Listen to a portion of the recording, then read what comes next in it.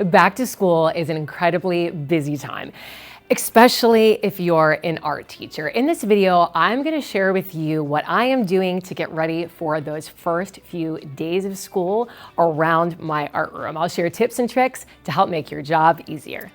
That first week of school, just to keep things simple, I love to do a collaborative project. Now, a bonus is it quickly gets something that you can put up in the hallway. This year, we're going to be inspired by Andy Warhol, and all the students are going to be designing their very own soup can. I'm going to encourage them to pick something that they like. So maybe they want to make soccer soup, and they're going to write the words on there and then draw any pictures that they want to add. We will outline and color. The outlining and coloring probably going to be on the second day. The first day, I'm planning a lot of explaining rules and routines. And the second day of art, we will make sure that these get finished up and then they'll be ready for the hall. Another thing that I got ready over this summer is a new visual story to use. So this is the story of what's going to happen when you come into the art room. I have this on my Teachers Pay Teachers along with this soup can, but this is something you could definitely make yourself. I will greet my students in the hallway, and this is going to happen for the first few art classes. I'm going to go over the expectations on what's going to happen as you come into the art room. This is going to happen, like I said, for the first few art classes, but every week in art, this same story is going to be up on my board in my slides. And we're going to go over and review how did we do with coming in and go over each one of these things. So it's not just something that I say quickly the first day. It's going to be something that we continually reinforce and check. Are we getting these routines right? Next, I'm going to share with you some things that I'm getting set up in my room that I'm going to refer to each and every class. The first one is my Mona Lisa listening chart. So I'm going to remind the students about Mona Lisa listening each and every week. But that very first day that they come into art class, we're going to spend a little bit more time. In the future, it will look just like a quick body check, that their hands are still, that their eyes are forward, and their lips are zipped. I also have up here my different variations of sitting posters. I have them all on one poster here, and then down below where the students are seated, there is a bigger poster with each one of the options. I know it sounds a little bit authoritarian that I have different ways that you can sit, but all of these I like because the students, their bottoms are on the ground. So in these seated positions, they're not like moving around so much as if they were sitting on top of their, they were kind of kneeling, they might be moving a little bit. And also in other sitting positions, the students might be a little bit taller, blocking the view of students behind them. Over on the other side of my interactive board, this is where I usually am when I am teaching. My laptop is over on this side of the room, and this is where I set up my happy and sad board, which is part of my behavior management plan. This is a whole class behavior management plan, and I reward students when they're following different routines throughout the class with a little mark. Now, we keep track of these throughout the class, and at the end of the class, the students can earn a golden paintbrush. Now, these are just chipwood brushes, so like really inexpensive brushes that you can find at Lowe's or Home Depot.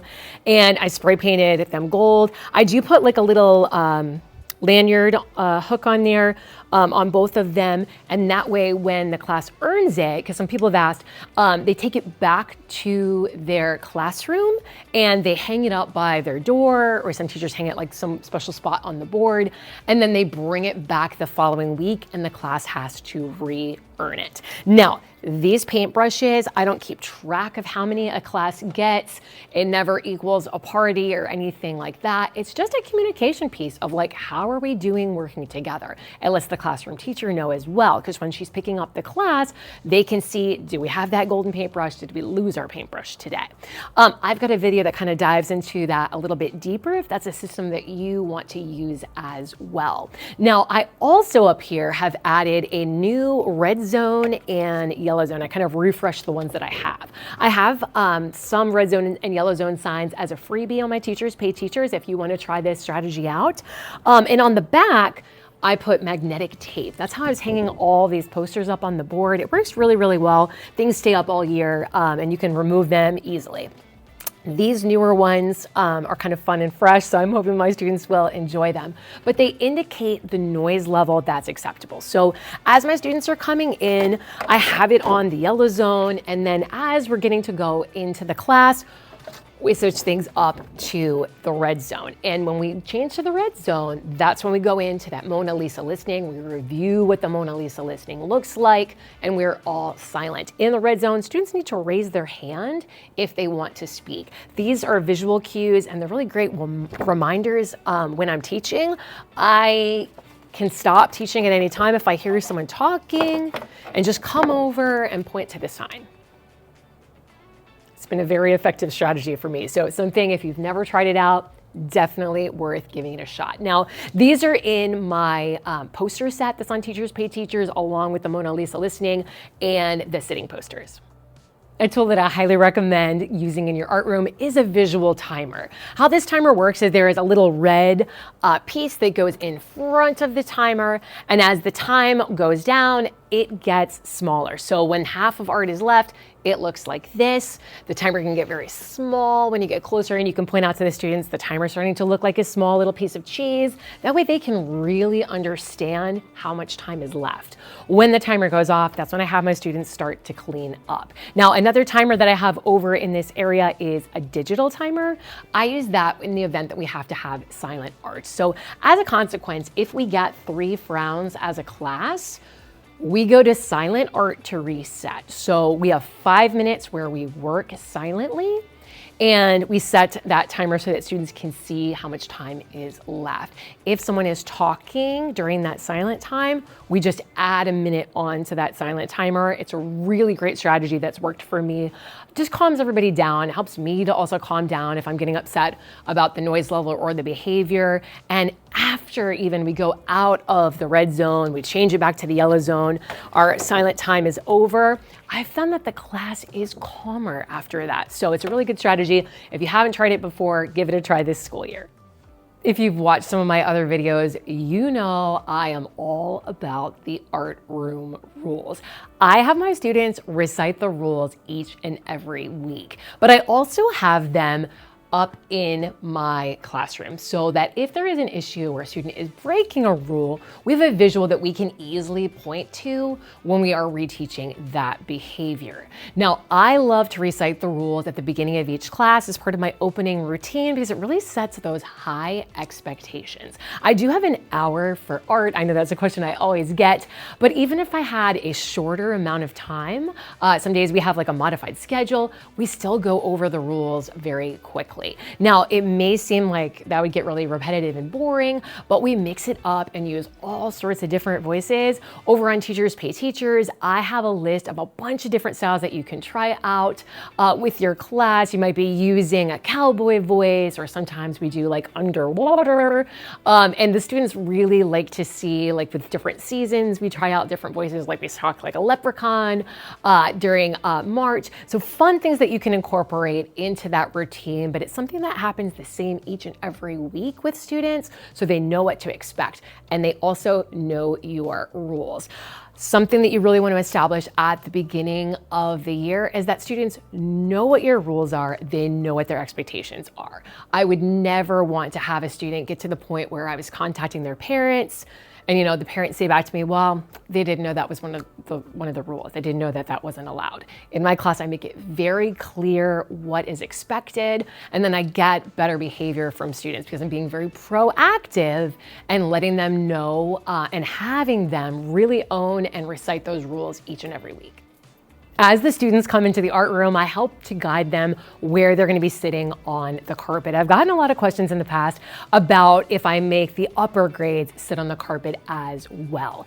In 5th and 6th grade, I have them earn having a chance to sit at their seats. And half of the class then sits at the seats and half sit on the carpet. So we're all really on this side of the art room, which really saves my voice and it keeps them focused. This slide is up when they come in, reminding them that they need to sit down and they need to have their voice off. Then I do a clap to signal that I am ready to go. I highly suggest that you pick a signal like this that means action. art class is beginning, because sometimes everybody sits down and things start right away. Sometimes you have to tie somebody's shoe. Sometimes somebody has to go to the nurse. Sometimes somebody in the hallway is still giving you some information and talking to you. Sometimes the phone rings, okay? This is just what it's like. So having a signal to let the students know, I want your attention completely on me now. Art class is beginning is really important. I do a clap just like this. 1, 2, 1, 2, 3. Don't hit clap. And I say that so the students know what to do for that clapping pattern. Then we do a greeting, and I got this from Cassie Stevens. She's another wonderful former art teacher. She says, hello, my most amazing artist. So that's what I've copied as well in my classroom. And then the students respond, hello, my most amazing art teacher. Now, I like to do that because I'm in a responsive classroom school, and we do a morning meeting. So in their morning meeting, they have a greeting. They're familiar with that. And then we're doing that same structure in art class.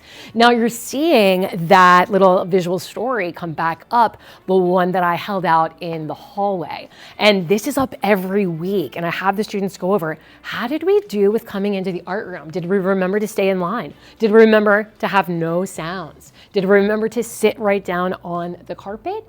Did we remember to keep our eyes forward, our ears listening, and a smile? And then the students can give a thumbs up, thumbs to the side, or thumbs down. Did they follow all those directions? If they followed all of those directions, and again, we're reflecting on this each and every week, that's when I give them one of those Mona points on the positive side. So that's the very first thing I'm acknowledging. How did they do with coming into the art room? Because it really does set the tone for how the whole class is going to go. So every time I'm reinforcing that I'm proud of you for getting that first routine right. Now, I do have another slide for if the students go and sit at their tables. How to sit comes next. So we do a quick body check, and the students get to pick. Do you want to sit crisscross? Do you want to sit mountain? Do you want to sit mermaid? So once everyone is sitting correctly, and typically they are already seated that way, but if there's even just one or two people that haven't chosen one of those, it's a good way, instead of negatively pointing that out and asking them to fix their body, that just having everybody do a quick body check that you're crisscross, mountain, or mermaid. And then we recite the art room rules. I have motions that go along with each rule, and we do this every week, like I said, and we change it up and make it fun with the voices. Rule number 1. Listen when the teacher is talking. Now, in this first week, I'm giving like a little more explanation about what that means. So I popped in like a funny little, I think you say it's a GIF or a GIF, I'm not sure which, for the students to just get them engaged. Then rule number 2, they put up 2 fingers, follow directions quickly. And then I have another funny little thing for them to see. This keeps their eyes, especially like they're in kindergarten, there's something moving, there's action. This is like, Instagram Reels, YouTube Shorts. They're used to things being at this pace and being this engaging. Rule number 3, work quietly. Rule number 4, and then I got my funny little Sophia. Rule number 4, raise your hand. And then I have a funny little thing to go along with that. Rule number 5, make smart choices. And rule number 6, clean up after yourself. And then, super funny one for that one. And then I say, I'm changing the sign. We were in the yellow zone. That means we were saying our rules together. We were doing our greeting. Now it's time to switch to the red zone where we're not talking. So that I make a big deal. It's not like I'm silently doing this as like part of our class that I'm going to be changing the sign to the red zone. Now in the red zone, let's remember, that's when we show off our Mona Lisa listening. So check that your hands are still, that your eyes are forward, that your lips are zipped. And now at that point, everybody is silent. We're in the red zone, so we know, and I teach, especially in those first couple weeks, and really every class, I'm saying this to be positive, to get in front of this, to remind them they're not talking right now. They shouldn't have their hand up right away. This is going to be a time mostly for listening. And once they've listened, they can raise their hand to ask a question. I have slides that kind of go in a little deeper, and I would just use these ones on the first few weeks where we're really, like having them focus in on those hands being still, eyes being forward, lips being zipped. And then I put in a slide to remind me to set the timer. So this is super important because if you don't set the timer, the next class might be waiting there outside to get in. So it's a good thing to do to keep yourself on track, to have kind of reminder slides within your slide deck. Now, I forgot to mention that we do give the students a point if they participate in saying the rules. So it's like a really easy one for them to get. Now, I've gotten some questions about, do I make the upper grades do this? Those 5th and 6th graders that I teach, do they really buy into saying the rules each and every week? No, but I use it as an incentive. If they earn that golden paintbrush, my 5th and 6th graders, they've shown me that they know what the rules are. They don't have to go through that routine. If we lose our paintbrush, everybody comes in 5th and 6th grade, they sit on the carpet just like if they were in 2nd grade. They go through all the art room rules just like they were in 2nd grade if they are not getting that golden paintbrush. And let me tell you something, that really motivates them because they want to be seen as mature. Then I have a slide in that lets them know what we're gonna be doing that day. And I do this each and every week. You don't wanna take somebody for a car ride and they have no idea where they're going. It's nice to know, here's what we're gonna be making today. So on this day, there's a lot of talking, obviously. This is the first day of art. We're gonna learn about the art room rules. We're gonna get our assigned seats. And then we're gonna start working on a collaborative project. We're not gonna finish it on the first day, but we're gonna get started on it. And then I will go through some basic things that I do as attention getters. Like I use, when I say class, the students say yes. And then I will like demonstrate this for them. So, okay, they did that correctly. Then I say, okay, I'm gonna make it harder. What if I said class, class? And then they respond, yes, yes. I'm gonna make it harder. What if I said class, class, class? And they respond, yes, yes, yes. And you can just keep mixing up class, yes, all the different voices.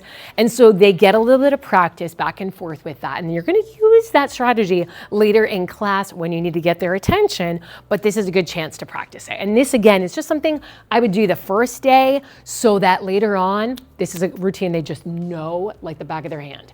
I will teach the first day other things that I'm gonna be doing to get their attention. I have a bell, I have a chime.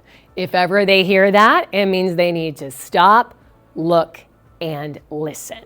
And then I will let them hear what my bell sounds like, and I will try that out with them so they can see what that's going to be like.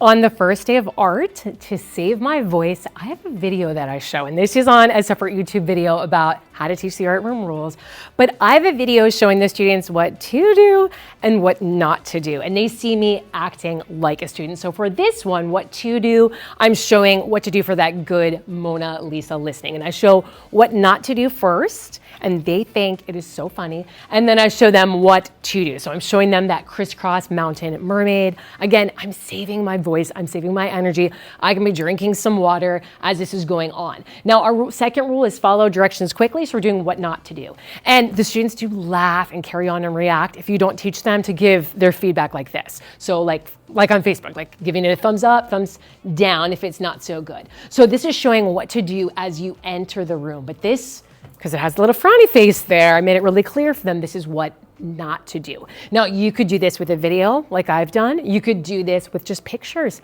that you take and you kind of narrate it and tell this story. There's a lot of different ways to do it, but I think it's a really effective way. And how I came up with what was going to be in the video, what I was going to teach, is I thought about each one of my rules. And in the past, what had happened when students broke those rules. So I was really careful to teach what things were problem areas to avoid those in that coming school year. Something else I'm getting ready for all my classes before we come back to school is my seating chart folders. So I have a folder for each class. It's these little plastic folders. You see them at Target and Walmart. I like the plastic ones because they're very durable and I use them from year to year. I print out my seating charts on cardstock and I tape them down with double-sided mounting tape, and at the end of the year, just pull on it really hard and take it off and I can reuse it. So it works really well for that. I have table numbers on my seating chart, and the numbers are underneath my tables on the chair legs so the students know what seat they sit at. And like I said, corresponds to the seating chart, corresponds to the number sticker that they line up on. The number stickers are on the floor so they know exactly where to line up. I do have the students line up in my art order instead of their number order because I don't know the number order for 27 classes. I don't know who's the line leader this week, and it's really hard to defend that. A lot of arguments, as you know, happen when you line up. Now, if a classroom teacher comes in my experience, and my line is quiet and calm, even if they're not in that order, they usually just take them and go on their way. If they do want to fuss and move them around, that's something that they can do, but I don't work on that line order at the end of art because it's just not something that I can support and maintain for 27 classes. The numbers are also on their artwork because I use these name tag labels. It's extra. This is something above and beyond that I like doing, but it's not a have to. I like to label their artwork with these pre-printed mailing labels. It has receipt number. I copy and paste their teacher and their grade level onto each one of these, and then I just type in their first name. Then when they're working, I have hour-long classes. I really like to go around and connect with each student, give them a compliment, give them a chance to ask me a question, give them suggestions for improvement on their artwork. But I'm giving each person a little bit of love and attention and then putting their name tag on the artwork in the same spot. Because it's neatly labeled, my teachers don't really fuss about me putting the artwork in the mailboxes and them returning it because everything is super neatly labeled. They know exactly who it belongs to. I like this system because I have 0 no-name papers. I know that everybody's name is on there because all the labels have been passed out. There are extra labels at the bottom that just have the classroom teacher's name. So if somebody starts over, somebody's new and they move in, I can write their name down at the bottom. I typically, when I'm setting these up, will print out enough for like 1 quarter. And then when we have like a work day at the end of the quarter, I go through and I add in any new students, I pull off ones of kids that moved and update them, then I print out enough for the next quarter. Sometimes I don't walk around and pass them out, especially if we're like starting something in the middle of class. Let's say they're finishing a painting, putting it on the drying rack. That painting already has their name on it. And then they're going to be doing an exit ticket. These might be up on the board with a clip. They might be clipped to a chair, and the students come and take their own name tag off and put it onto the artwork. Now, this is wonderful because if their name's still there, I know they didn't put their name on it, okay? If someone is absent, we write a little A on their name tag and we save a paper for them. So if we're painting and we're using a blue piece of construction paper, we save them a little blue piece of construction paper. When I go to grade then, it's clearly got their name on it and it's got that A, so I remember they are absent. If they come the next week and we're still working on that project, we've got a paper for them. I don't have to go hunting around the art room to try to find them the materials. And we know that they were absent. We know we didn't lose somebody's artwork. It was just a matter of they were absent. Because they are in number order, so I don't have to go around and say, who are you? The first person is at the first seat. I'm able to pass these out really quickly. I'm able to pass out artwork really quickly. So once I get things off the drying rack at the end of the day, put them in number order, the next time that class comes, I can pass things out in like 20 seconds to the whole class. I'm not calling out, James, I have your artwork. Can you come and get this? Because that is when misbehaviors are going to happen and you're going to lose that because it is totally boring and anybody would be rolling around on the carpet if they were having artwork passed out really slowly at that pace. They want to get started. So having it really fast to pass out has been a really good behavior strategy for me, and that organization has really paid off. I also love it for grading. So I will put them in order when the artwork is done, and then my grade book is set up not in alphabetical order, but in number order. So I can very quickly go through and put those grades in.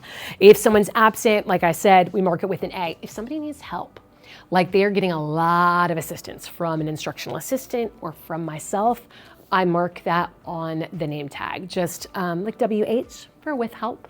That way when I go to grade it, I remember that that happened. A great system that I use, not for everybody, so take it or leave it. I do have like a template for this because it's a little hard to kind of get it going and get everything right. For exactly how it gets formatted on the mailing labels. It could be something you just do, for your art show pieces when you know something is gonna be something that you hang up, because when the artwork is already labeled, it's already ready for display. There's not an extra step that I have to do when we have our district art show, or if I want to hang up artwork in the hallway, it's already very clearly labeled. Now, this folder that I was talking about is just for one class, okay? So every class has their own folder. Inside of the folder, there is a behavior log. Now, this is where I'm logging not the class's behavior, like the gold and silver paintbrush stuff, but individual behavior. So if I'm giving a student one warning about my rules, that's not a big deal, okay? I will reteach it to them. We might go over to where my rules are in my room. Let's say they're running. Okay, remember that rule about making smart choices? What could happen if you're running in the art room? You know, talk to them, give them a chance, go back and show me how you should have done that. And that's a learning experience. They're kids. Second reminder, they're running again after you've already taken this time to review that rule. And remember, if you're doing things like I do, we went over the rules at the beginning of art, okay? So I'm not having to do this very often that we get to the second warning. On the second warning, that's when I'm documenting it. So just quickly scratch down a note. Now, I'm also writing this on the art support report. Now, this is a note that I give to the classroom teacher when they come to pick up their class. And sometimes, you know, when things are crazy, this year I have a crazy schedule, so this might be how I do it this year. I will fill out when someone gets 2 warnings, like what happened, what I did about it, so the teacher knows. Because sometimes they hear from the parent, either in an email or a phone call, or sometimes this gives them a little piece of their behavior that they're also seeing, okay? It gives them a little bit of evidence about what's going on with that kid and how they're doing that day. And if I'm in a hurry, I just take a little quick picture of this, and then later on I can kind of fill this out in my log. So I've got that. So that's a strategy if you're also rushed and crushed for time. I like to do this art support report along with handing them the gold or silver paintbrush so they know how their class did that day. Now, I am not asking for the classroom teacher to do anything about the behavior. I'm just noting what happened. I'm noting what I did. Now, on the second reminder about running, remember I said I would let the classroom teacher know. Third reminder, the student is running again. At that point, I have them take a break. Anytime someone takes a break, I make sure I log that for myself. I make sure the classroom teacher knows that. If a student has to take a break from art, that means they heard that rule at the beginning of art, and I gave them 3 additional reminders. At that point, that's when I contact home. The first contact, I do a phone call. It is a lot of work, but it is very, very effective. And I have to remember that my job as the art teacher is to protect the learning of everybody in the class. So making sure that I shut down misbehavior, I reach out to the parents, I let them know these are things that your child is still working on. We're still working together to learn how to control our body and not run in the art room, just sharing that information that I'm still working with their child, but they're aware of that. So now we're hopefully working together. That's what happens when we get to a 3. So I let the teacher know again, but I say, you know, I'm gonna call this person's parents after school if it's the second time that this has happened. So I've already talked to this parent before this year. The second time, that's when I do like an email, or we have an app at my school district called Talking Points. We can send a direct text to the family. So I'll let them know that that issue was happening again. When we get to the third time this is happening, I would reach out again, but that's the point when you can involve, you know, your counselor, your administrator, and you've got a lot of documentation. The classroom teacher knows what's going on too. You've got the documentation to back up what is happening. Now, this also fits into my school's behavior plan that I sure hope this video was helpful for you. If it was, make sure you hit that like button, and I'll see you in my next video.